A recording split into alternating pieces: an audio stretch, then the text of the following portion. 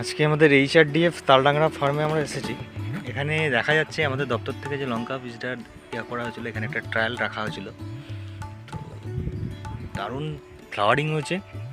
আজকে মালচিংয়ের এফেক্টটা বোঝা যাচ্ছে যে এত সুন্দর, গাছে কোনো রোগ নেই, কোনো একটাতেও উইল্টিং নেই, একটাতে ফিউজারিয়াম উইল্ট বা ব্যাকটেরিয়া উইল্ট যেটা মেন প্রবলেম হচ্ছে, কোনো জায়গায় ইয়েলোরিং, লিফ ইয়েলোরিং বা কিছু নেই। এবং এটা অনেকটা নির্ভর করছে সাদা মাছির যে প্রবলেমটা হয় অনেকটা কমে গেছে, কারণ হচ্ছে এখানে মালচিংটা ইউজ করা হয়েছে।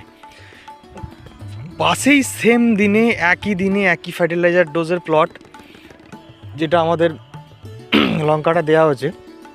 দেখুন শুধুমাত্র মালচিং নেই, এখানে মালচিং নেই, সেখানে আগাছায় ভর্তি হয়ে গেছে। তারপরে জলটা এখানে বেশি লাগছে, প্লাস ফ্লাওয়ারিংয়ের কন্ডিশন দেখুন, আর গাছের অবস্থাটা দেখুন।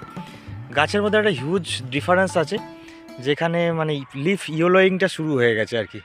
ঠিক আছে, থ্যাংক ইউ।